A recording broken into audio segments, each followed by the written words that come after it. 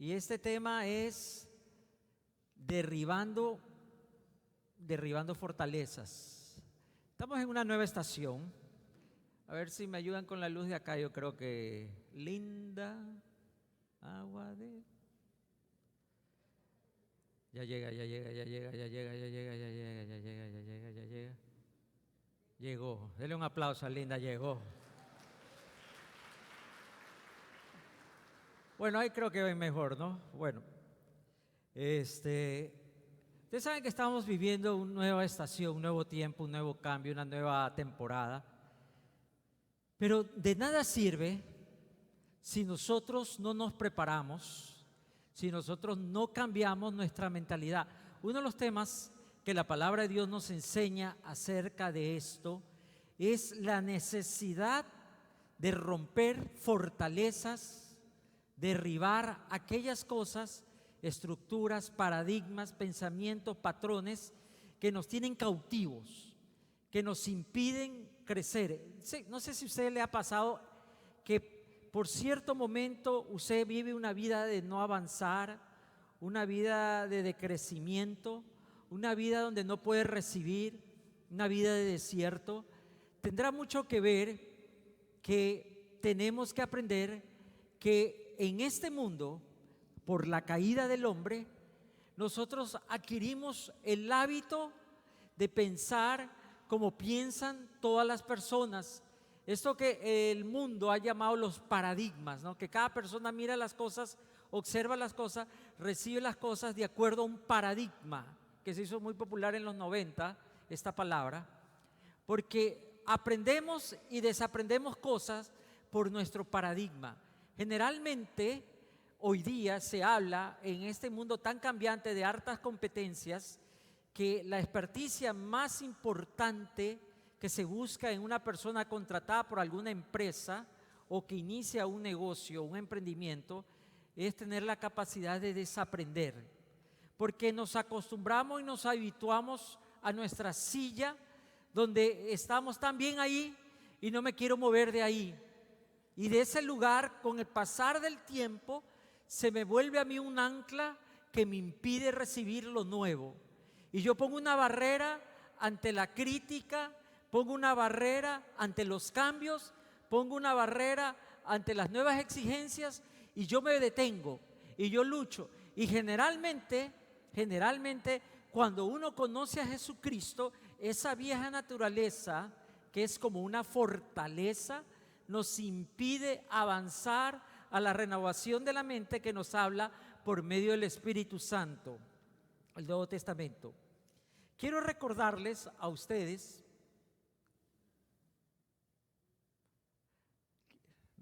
no me está ahí, que la mente es el campo de batalla. Mejor, yo te hago seña y tú me la... Sí, pues. La mente es nuestro campo de batalla. Todo lo que sucede en nuestra vida y todo lo que no sucede en nuestra vida pasa por un gran filtro que Dios lo creó para que lo conociese. Esa mente, esa capacidad que hoy día para muchos lamentablemente se ha convertido en el mayor obstáculo de recibir al Señor, recibir la palabra, de ser parte activa en la iglesia, también fue creado con el propósito de conocer a Dios, de discernir a Dios, de entender lo que Dios quiere, es la mente. Por eso el primer gran ataque del enemigo hacia la primera pareja en la creación, como vamos a ver más adelante, fue poner cizaña a lo que ellos habían recibido, a lo que ellos habían escuchado. El enemigo siempre está en el negocio de la mentira, de la duda, de la desobediencia, para tratar de arrastrarnos a nosotros y poder sacarnos a nosotros de donde Dios nos quiere tener. Por eso es tan importante, hermano, como lo vamos a ver en este estudio hoy día y estas series que vienen estas semanas, es la palabra de Dios. ¿Cuántos dicen amén? Si usted no se compromete a conocer, a estudiar, a memorizar la palabra de Dios, usted va a ser siempre sujeto o va a ser una persona que lo va a arrastrar todo viento de doctrina, como dice el Nuevo Testamento. Siempre va a estar a la deriva de la mayoría de la opinión. Por eso Dios nos entrena para que usted y yo podamos librar una buena batalla por nuestra mente. Dice 2 Corintios 10, 3, 5. Somos humanos, pero no luchamos como lo hacen los humanos. Usamos las armas poderosas de Dios, no las del mundo, para derribar las fortalezas del razonamiento humano y para destruir argumentos falsos. Destruimos todo obstáculo de arrogancia que impide que la gente conozca a Dios. Capturamos los pensamientos rebeldes y enseñamos a las personas a obedecer a Cristo. Permítame desglosar poco a poco esta gran verdad que la narra el apóstol Pablo a una iglesia que lo tenía todo. Tenía poder económico y poder material. Era una iglesia muy rica en una de las ciudades florecientes de su época. Por eso los corintios se creían, tenían un sentido de autoestima muy sobrevalorado. Entonces ellos no estaban acostumbrados ni querían acostumbrarse a que viniese un hombre al cual ellos menospreciaban, porque no era de ellos, porque su apariencia corpórea no era algo impresionante. Entonces comienzan a cuestionar si él realmente tiene la autoridad. Y es otro asunto de que ellos decían: nosotros tenemos todos los dones. Acá hay profecía, acá hay este misterio, acá hay sanidad. ¿Para qué necesitamos al apóstol Pablo? ¿Para qué necesitamos a este hombre que nos viene a regañar? ¿Para qué necesitamos a este hombre que nos dice que estamos equivocados? Entonces Pablo brillantemente va a dirigir 2 cartas, según los historiadores son 3, una se extravió, pero esta carta piensan que es la tercera, pero bueno, eso es otra historia. Esta carta donde Pablo va a argumentar el principio en estas cortas palabras de que la mente es un campo de batalla donde Dios tiene que triunfar. Porque las personas, lamentablemente, el primer paso que hacen es recibir al Señor en sus emociones. Porque todos nosotros emocionalmente venimos con heridas, sufrimiento, venimos con esto. Entonces mi emoción me arrastra y me abraza al Salvador. Pero posteriormente mi mente comienza a filosofar, a razonar, a argumentar, a mirar, a pensar. Pero yo acá, y me ponen acá, y me dicen que haga esto, y por qué yo voy a dejar de hacerlo de acá, y por qué ahora yo me tengo que eso de rendir cuenta, y qué es eso de someterse, y qué es eso que ese hombre es el pastor, y qué es eso que estos hermanos. Entonces comienza esa batalla a la cual Pablo les habla muy crudamente, porque dice Pablo que es necesario que las personas entiendan que tenemos que rendir nuestra mente, rendir nuestro pensamiento a Cristo Jesús. ¿Cuántos dicen amén? Por un tiempo, esa persona en el exterior se ve una persona parte de la iglesia que desea aprender, que desea servir, pero en su mente se vive otra realidad. Su mente dice: mira, este es un medio hasta que descubran quién eres tú. Lo brillante, lo maravilloso, lo inteligente, lo importante. No necesitas un proceso. ¿Qué es eso de un proceso?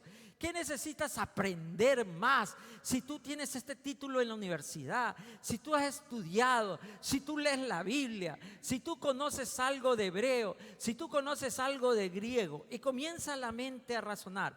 Entonces Pablo escribe estas palabras, dice esta versión, la Biblia de las Américas: pues aunque andamos en la carne, no luchamos según la carne. La pelea que planteaba Corinto era carnal, porque era una lucha de poder. Era una lucha donde ellos se veían mayoritariamente mejores, superiores a todo este mover, a esta dicha de la iglesia. Les encantaba el tema de Jesús, porque en Jesús se hallarán poder. En Jesús ellos iban a ocupar las primeras sillas.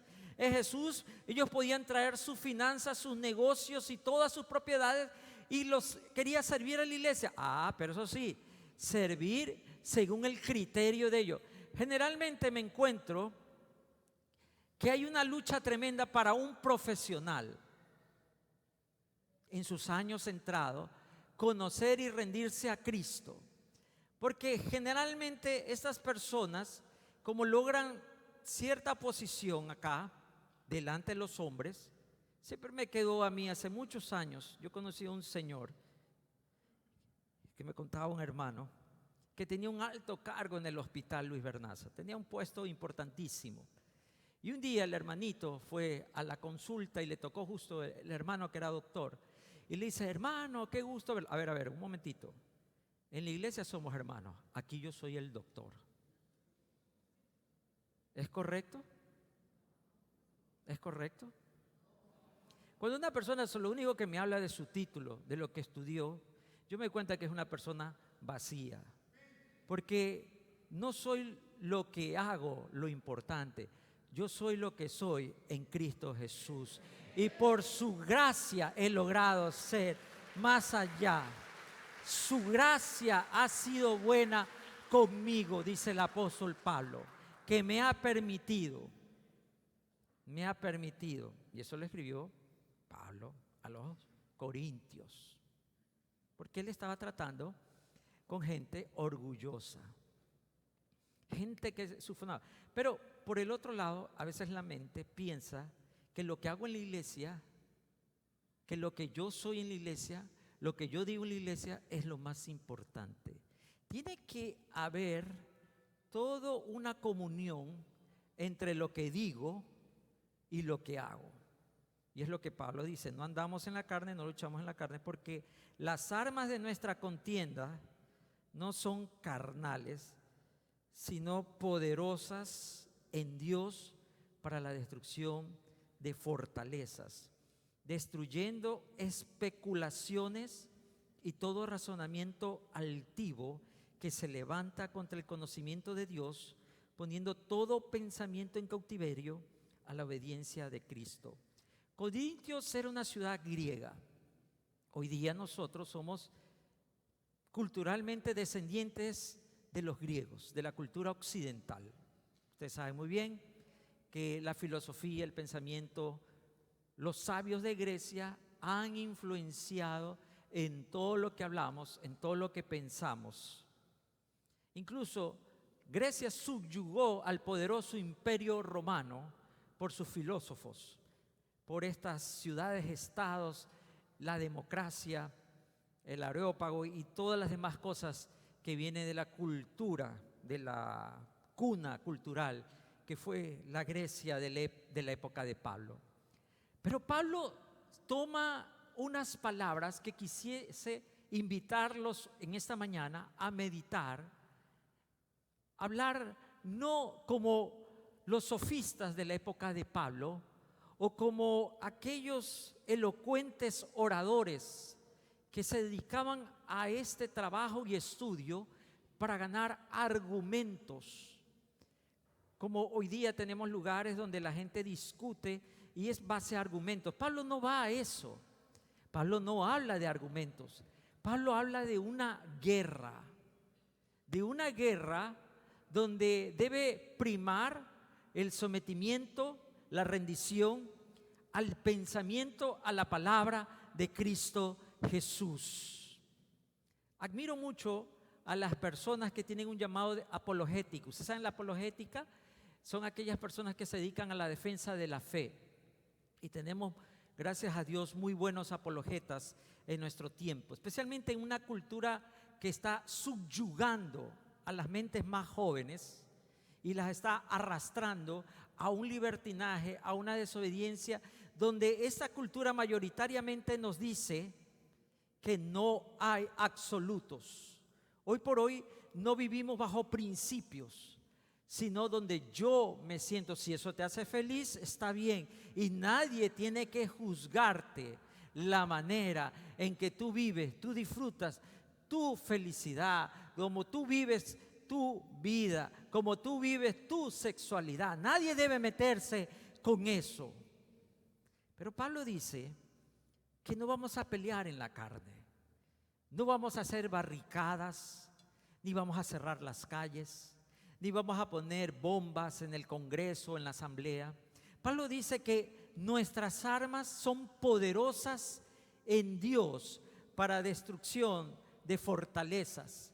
Cuando Pablo está hablando, está pensando en esto. Era muy común en los tiempos bíblicos que las ciudades sean construidas, sean hechas por alrededor de una fortaleza, generalmente muros muy altos de 10 metros con 6 metros de ancho.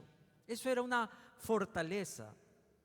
También esta palabra en el griego, orochura, que puede ser un sinónimo de fuerza o vigor, habla claramente también de lo que pasó después de hacer un castillo, un lugar de lucha para resistir ataques o invasiones. Ciudades, por eso la destrucción de Jerusalén fue cuando cayeron sus muros. Cayeron los muros de la fortaleza. Los romanos en el 70 después de Cristo arrasaron y destruyeron la ciudad. Y esto también puede pensarse o mirarse como la parte del hombre, del ser humano, que pone en su cabeza una fortaleza inexpugnable, que defiende donde nadie le haga cambiar su manera de pensar, su manera de actuar. Cierto es que con el tiempo resistimos al cambio. ¿Cuántos dicen amén? Dígale al de al lado, hermano, se me está haciendo viejito. ¿Han oído eso, no? ¿Han oído eso? Que las personas no les gusta el cambio.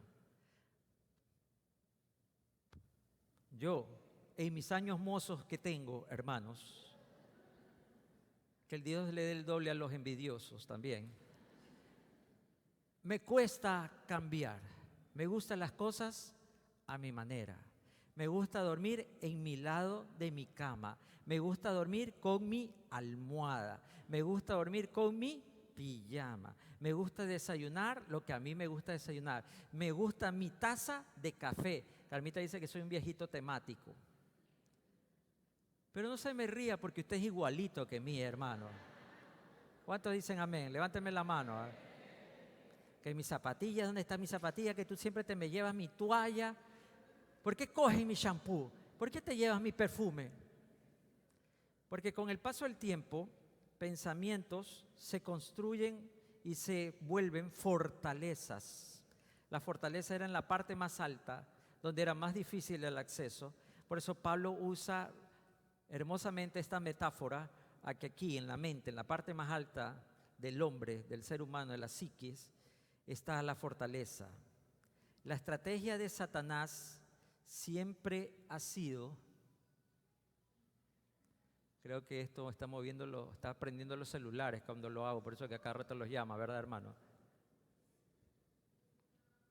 Dice Efesios 6:12, pues no luchamos contra enemigos de carne y hueso, sino contra gobernadores malignos y autoridades del mundo invisible, contra fuerzas poderosas de este mundo tenebroso y contra espíritus malignos de los lugares celestiales.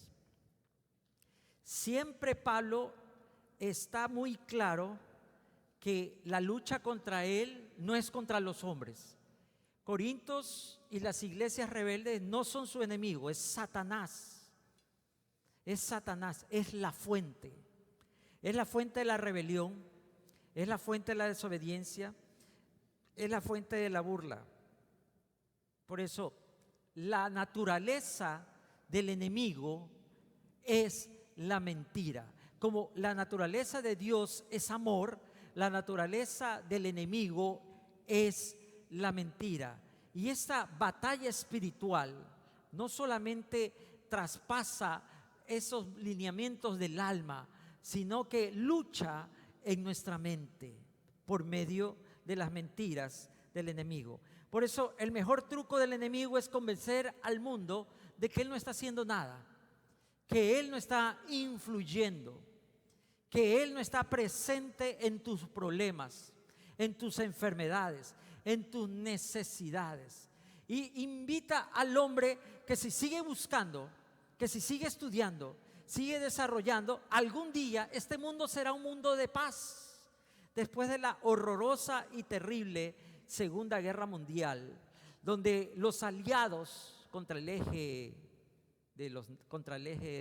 maligno que le decían a la Hitler y a sus nazis, descubren los horrores de los campos de concentración, las naciones se unen y dicen: jamás volveremos a vivir en guerra. Vamos a ser las Naciones Unidas, y por medio de un pacto y acuerdo jamás habrá destrucción, jamás habrá muerte, jamás veremos los horrores que han sucedido estos años. Hoy le hago una pregunta a mis queridos hermanos: ¿ya no hay guerras en el mundo? Porque el ser humano piensa que en él está la respuesta. La respuesta no está en él, la respuesta no está en un mejor trabajo, en un mejor país, en mejores leyes, no está en una mejor salud, en un mejor matrimonio, en una mejor casa. La respuesta sigue siendo Cristo Jesús. Y cuando Jesús llega a una persona, cuando Jesús llega a una nación, el mundo cambia, la nación cambia. ¿Cuántos lo creen esta mañana? ¿Cuántos dicen: cuando viene el Señor, Él trae libertad? Amén.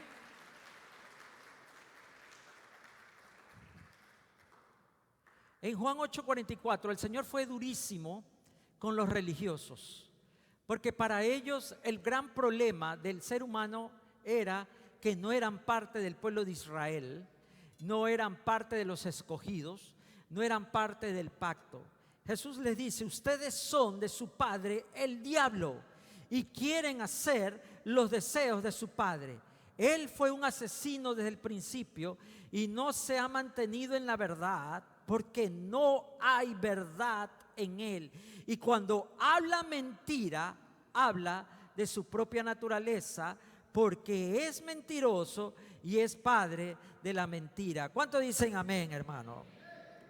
La Biblia describe a Satanás como un mentiroso. El principio de la destrucción del huerto, de aquel hermoso momento del Edén, aquel momento en que la separación inevitable entre el Dios Santo y los creados, las criaturas pecadoras, fue la mentira.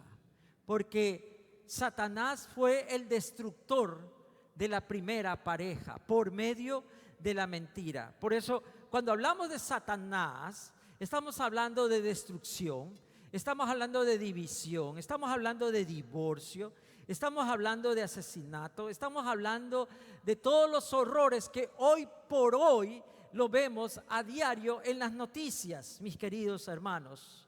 No piensen o crean ustedes que el gran problema de la gente es que no tiene que comer, que el gran problema de la gente es que no hay educación, que el gran problema de la gente es que no hay atención hospitalaria, que el gran problema de la gente es que no hay seguridad. El gran problema es que siguen creyendo las mentiras de Satanás, y Satanás va a destruir al ser humano. Ese es su propósito, porque él opera llenando la mente de mentiras hasta tal punto que esa mentira se vuelve real a ti. Como cuando tú estás a las puertas del adulterio, ves que la circunstancia, la situación, todo se da.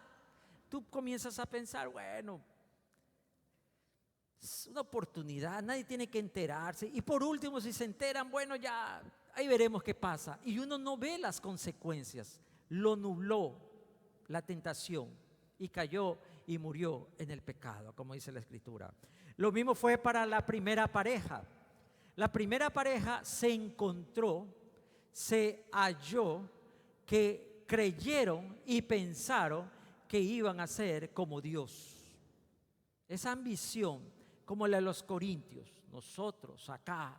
Y hoy me encuentro a veces con hermanos, digo yo hermanos, que tienen ese pensamiento: pero si yo sé, yo he hecho, pero mire lo que hay, pero mire lo que hemos construido, pero mire lo que tenemos acá. Pero No, hermano, no se trata de lo que tú crees que tienes. Lo que importa es a quién tienes en tu vida, a quién escuchas en tu vida, a quién sigues en tu vida. Si crees que una mentira es verdad, va a afectar tu vida a tal punto que esa mentira será tu verdad. Como los ateos que dicen que no hay Dios y después de la muerte no va a pasar nada, no hay nada.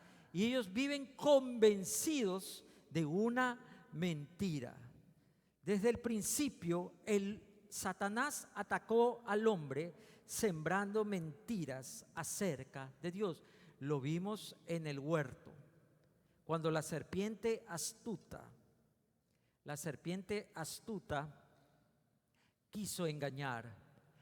Por eso, cuando hablamos de derribar fortaleza, hablamos de volvernos y usar la palabra de Dios.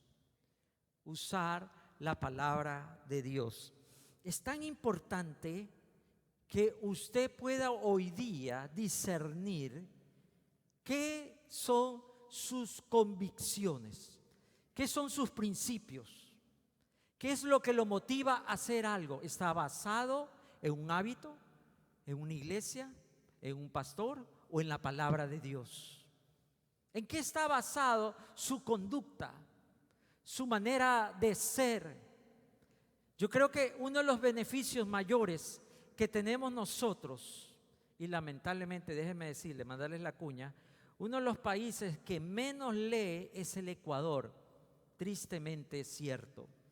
Pero una de las grandes ventajas que deberíamos nosotros aprovechar es estar siempre sumidos en una devota lectura diaria de la palabra de Dios. No porque eso me va a hacer mejor, no porque eso será un religioso, sino que la palabra de Dios siempre será un antídoto a la mentira del diablo. ¿Cuántos dicen amén, hermano? Cuando hablamos de discipulado, permítame serles muy claro. Seguir a Cristo implica un compromiso. El compromiso es de dos vías. Él se compromete que va a levantarte, va a coger tu mano y te va a llevar al reino, al banquete, a un lugar especial, allá, a las bodas del Cordero. Pero tú te comprometes en esta tierra a caminar como un discípulo. Dígale del lado, hermano, a ser un discípulo. ¿Cómo vas a ser un discípulo si no conoces la palabra? Si no estudias la palabra, si no te conectas a la palabra. Yo me doy cuenta algo, hermanos, que generalmente en el tiempo de oración tenemos más personas que en el tiempo del discipulado, porque es más fácil pedir cosas que obedecer la palabra. Hágase así para que no le duela tanto, hermano. ¿Verdad? Hágase un masajito aquí al pecho. Es más fácil, hermano, pedir que hacer. ¿Sí o no? ¿Sí o no, hermanos? Es más fácil. No, que sabe qué, pastor, llegué tarde, que no sé qué, que secuestraron a mi perro y tuve que irlo a dejar, y sabe, pastor. La estrategia de Satanás, recuerde, es que usted crea la mentira. Con leer la Biblia está suficiente. Tú eres parte de la iglesia. Tú vas todos los domingos, tienes hasta tu silla. Ya la gente sabe quién eres tú. Los hermanos te conocen. No importa cuántos hermanos te conocen, lo que importa es si Dios te conoce. Y cuando estés allá arriba en el cielo te diga, ven, buen siervo fiel, sobre poco te puse, sobre mucho te pondré. ¿Sí o no, hermanos? Hace muchos años atrás, cuando yo me estaba graduando, estaba en Quito, donde estudié la licenciatura, creo, o la maestría, ni me acuerdo. Me encontré con un famoso profesor que tenemos acá en Ecuador, uno de los teólogos, es cubano, y alguien de los hermanitos le dijo, mire, le quiero presentar al pastor Samuel Cabrera. Y el hermano dijo, ay, ¿quién no conoce al pastor Samuel Cabrera? Y me saludó. Mi pregunta es si Dios lo conoce también a él. Y es importante. ¿Qué importa que todo el mundo te conozca si Cristo no te conoce? Apartados de mí, hacedores de maldad, nunca os... Si crees una mentira que has constituido en tu cabeza una fortaleza, te detendrá en el avanzar del propósito de Dios para tu vida. Pero no solamente esa fortaleza donde tú crees que estás seguro, porque esa es la ilusión que tienen las personas al estar dentro de una fortaleza, sino que esta fortaleza termina haciéndote cautivo, prisionero de tu fortaleza. Aquel lugar que tú creaste para sentirte mejor, para protegerte, para aislarte, para separarte, para sobresalir, para poder tener tu lugar o crees que tienes tu lugar, se convierte en tu prisión, en tu cárcel. Ayudante. Y quiero hablarles en esta mañana, para comenzar a predicar. ¿Cuántos dicen amén? Seguimos, hermano. No tienen que comer hoy día, ya comieron ayer, hermano, ¿sí o no? 3 fortalezas que luchan contra nosotros, que lo describe 2 Corintios 10, del 3 adelante, ¿verdad? 3 fortalezas que Satanás usa como estrategia para que nuestra mente nos impida ver la verdad, recibir la verdad, oír la verdad, obedecer la verdad. Puede ser que en este momento has estado escuchando y puede ser que siempre estás escuchando la palabra de Dios, pero tu fortaleza te impide avanzar, salir, porque la palabra de Dios no tiene efecto en tu vida. La conoces y dice, esta promesa es mía, esta promesa yo sé, está en el Salmo tal, está en Mateo tal, está en Lucas tal, pero esa promesa nunca se activa en tu vida porque hay una fortaleza que te impide entender la palabra. Por eso necesitamos derribar fortalezas para que la palabra tenga efecto. Y 3 fortalezas que siempre vienen contra nosotros. En primer lugar es los pensamientos.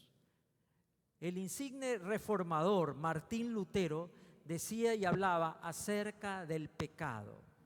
El pecado son como pájaros que vuelan en mi cabeza. Yo no puedo impedir que vuelen alrededor de mi cabeza, pero lo que yo sí puedo impedir es que hagan un nido en mi cabeza. ¿Cuántos dicen amén? Al hermano de al lado, muévale así para que le espanten los pájaros, hermano. Muévale así un ratito la cabeza y hágale eso. Por ahí vi un gallinazo que voló, pero bueno, ¿verdad? Pensamientos, hermanos. Problemas de un pensamiento de autoimagen. Cuando yo me veo, no sé, yo me siento muy chiquito, muy bajo. Y como yo tengo ese problema, yo evito, me tiene todo ahí, qué sé yo. Todo es relegado, no quiero asumir, no quiero obedecer, no quiero estar. Hermano, para que usted hable, no, yo no quiero, porque como yo tengo una autoimagen destructiva, impide que yo pueda avanzar. Si yo me veo gordito, ¿cuántos se sienten gorditos esta mañana? Afuera tengo la balanza. ¿Cuántos se sienten gorditos? Pero se comieron como 10 paquetes de galletas ahí atrás, ¿no? Entonces, aunque todo el mundo le diga, hermano, se lo ve muy bien, le queda bien mejor la ropa, ya ahorita ya le cierra el pantalón, usted dice, no, yo estoy ahí arruinado, no me veo bien, y usted nunca se siente aceptado, amado, usted nunca se va a sentir importante. Pensamientos, como un pensamiento que puede venir que Dios me rechaza. Yo no sé por qué Dios, cierto punto de mi vida va llegando y brum, me vengo abajo porque Dios me castiga, porque Dios me cierra la puerta. Entonces, esta mecánica de guerra que el enemigo utiliza en nuestra mente, en nuestra cabeza, siempre está ahí atacando pensamientos, especulaciones y razonamientos altivos. Por eso la Biblia y Pablo utiliza esta palabra. Tenemos que derribar fortaleza. ¿Qué tenemos que hacer esta mañana? Estos pensamientos son ideas que de pronto vienen a nuestra mente para atacarnos. Me voy a enfermar, mañana no va a haber trabajo, mañana me va a pasar esto. Y viene ahí, y como cuando alguien ve un cuchillo y piensa que ahora sí me van a atacar, o cuando usted está y tiene un pensamiento, hoy día que salgo a la calle me van a robar, y anda todo atemorizado, se olvida de las cosas, no cumple, no está concentrado, porque ese pensamiento se está volviendo una fortaleza. Y después pasa al segundo plano, donde Satanás crea especulaciones, que son preocupaciones, que viene como, ¿qué tal si esto no se da? ¿Y qué tal si aplico y no me llaman? ¿Y qué tal si le invito y me dice que ya tiene novio? ¿Y qué tal si no me escogen a mí? ¿Y qué tal si lo que voy a hablar ahora en el curso me olvido de todo lo que voy a hablar? Entonces, esas especulaciones, esas angustias, esas ansiedades, me produce temor y me mantienen atado. Hay personas acá que tienen tanta riqueza de conocimiento, pero por el temor están ahí calladitos. No dicen nada por no llamar la atención, para que nadie les pregunte, para que nadie ponga cargas sobre ellos. En cambio, los que no saben nada andan diciendo que lo saben todo. ¿Sí se han dado cuenta de esas personas, no? El que no sabe nada es el que habla, y el que sabe se queda callado, ¿verdad? Entonces, esa especulación comienza a despertar una ansiedad en mí y destruye e impide mi servicio. No me deja avanzar en el reino, porque yo estoy ahí, indeciso, si Dios me puede llevar. Y lo último, como dice Pablo, razonamientos altivos. Son esos paradigmas, esas filosofías que yo veo a todo el mundo pequeño, como los corintios. Pablo, en un momento de su carta, dice, sí, es verdad que la presencia es pequeña, tal vez la palabra insignificante, pero el Espíritu de Dios, dice Pablo. Yo no vengo a hablar porque soy Pablo, Superman. Yo vengo a hablar de Jesucristo. Él es el superhombre. ¿Cuántos dicen amén, hermano? Entonces, mi percepción, mi razonamiento altivo me lleva a un engaño, porque ustedes saben, hermanos, que no hay complejo de superioridad. No, que él se cree mejor, no. Todo complejo de superioridad refleja complejo de inferioridad. Porque los que se creen es porque se sienten inferiores. Necesitan gritar, necesitan vestirse de tal manera, necesitan andar en el carro más grande, necesitan mostrar su poder, necesitan esto, deben ponerse aquí la, ¿cómo se llama la cadenita de oro que se pone acá? Que la mueven ahí como... Ustedes no saben porque son humildes, ustedes no piensan en las cosas de oro y esas, de verdad.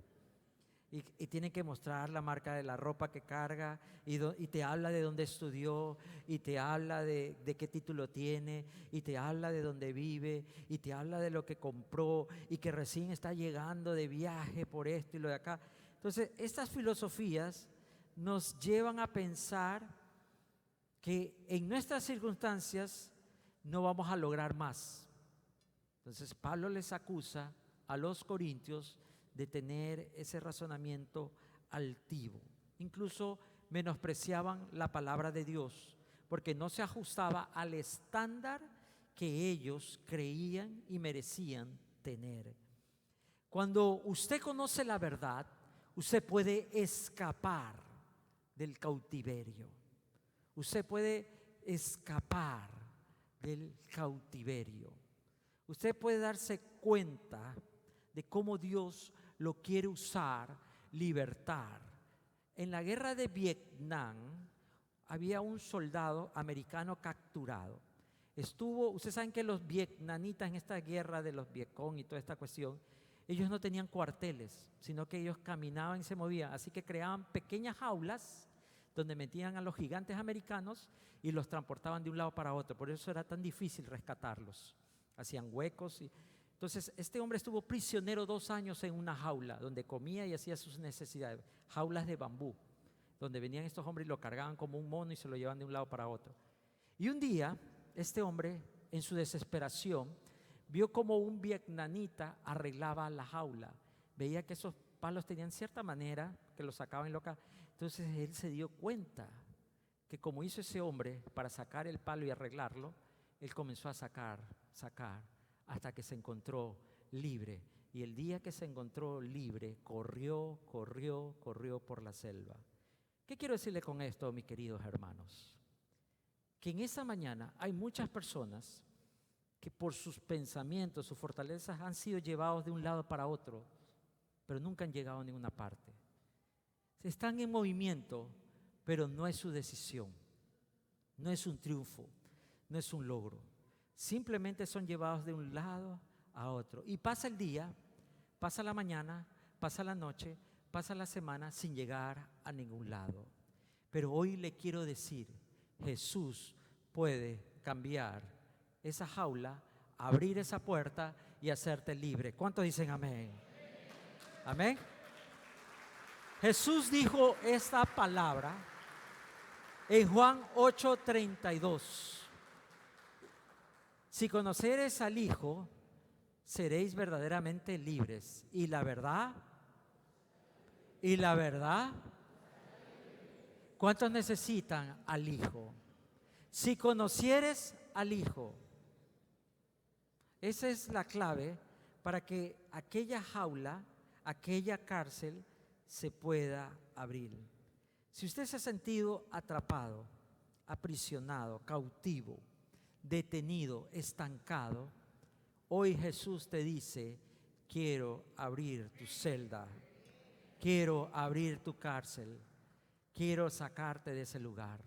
No tienes que aparentar, no tienes que buscar aceptación, no tienes que buscar aplausos. Usted no necesita que la gente lo ame, porque usted sabe que Cristo me ama. Y si tengo el amor de Cristo, me sobra. Tengo lo que más quiero, lo que más necesito, y no me importa aquellos que piensan de otra manera. Pero cuando usted no ve la prisión abierta, y usted no quiere salir, hay personas así. Dios les abre la puerta, la prisión. Salen por un rato, pero no se sienten a gusto porque los tiempos, la fortaleza ya se hizo parte de su vida. Y es como aquel adicto que sale de rehabilitación y vuelve al vicio. Aquel hombre que lo perdonan en la casa y vuelve a engañar a la familia. Aquel ladrón que le perdonan el trabajo y vuelve a coger. Aquel alcohólico que jura que nunca más va a tomar y vuelve a tomar. Porque es más fácil vivir en la cárcel que enfrentar afuera. Pero lo que no sabe la gente es que usted no tiene que enfrentarlo solo. Cristo Jesús va a caminar a tu lado. Cristo Jesús te va a llevar a otro lado. La palabra de Dios te ayuda. Y en primer lugar, usted tiene que identificar la mentira que lo ha estado subyugando. Identifique la mentira que ha aprisionado sus sueños, su futuro, su llamado, su servicio, su familia. Identifique esa mentira que no le ha permitido crecer, que no le ha permitido avanzar. En segundo lugar, reemplácelo con la verdad. Reemplácelo con la verdad. Pablo pensó al principio de su ministerio que él tenía que presentarse como el apóstol. Pablo, apóstol de Jesucristo por el llamado de Dios, por la gracia de Dios puesta en mí. Así son sus primeras cartas. Pero al final de su ministerio, al final de sus tiempos, en las últimas que se conocerán las epístolas carcelarias, Pablo, esclavo de Cristo por su misericordia, por su amor. Pablo entendió, no se trata del título, se trata de quién sirvo. Reemplace la mentira con verdad. Identificó su mentira, que en su hogar nunca habrá paz, porque así fue en la casa de su mamá, así fue en la casa de su abuelita, y así siempre hubo enfermos, siempre hubo divorcios, siempre hubo malestar, nunca pudieron progresar, siempre usted tiene un tiempo que el negocio va muy bien y después poco a poco el negocio se declive, por un tiempo usted tiene trabajo, pero viene ese tiempo y otra vez vuelve a estar sin trabajo. Identifíquelo con la verdad. Y le quiero decir esta verdad: si el Hijo os hace libre, ustedes serán verdaderamente libres. ¿Cuántos lo creen esta mañana? Diga conmigo, si el Hijo me hace libre, yo seré libre. Uy, hermano. Si el Hijo me hace libre, yo seré. Y en tercer lugar, ayudante, declara la verdad. Identifica la mentira, la reemplazo con la verdad y declaro la verdad. Hoy le quiero decir a usted, mi hermano, la gran verdad es que Cristo nos ama y Él prometió estar con nosotros hasta el fin de los tiempos. Y yo no sé qué va a pasar esta semana ni la otra semana, pero lo que venga lo venceremos, pelearemos con Cristo Jesús a nuestro lado. ¿Cuántos dicen amén, hermano? ¿Cuántos lo creen? Amén.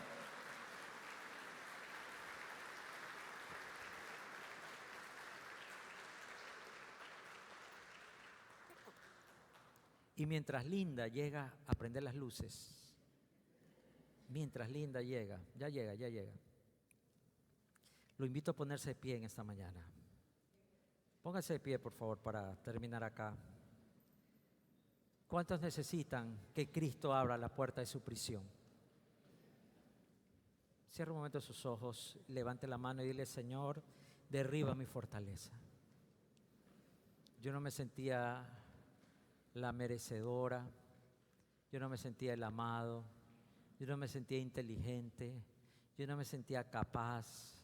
Yo toda mi vida he sido inseguro. Esta mentira que yo soy un inseguro, rechazado, cuestionado. Pero Señor, hoy sé que tu palabra dice que tú me llamaste, que tú me escogiste. Hoy sé que mi negocio no se tiene que venir abajo, que mi familia no se tiene que destruir. Si yo he sido un orgulloso, una persona que ha estado llena de pensamientos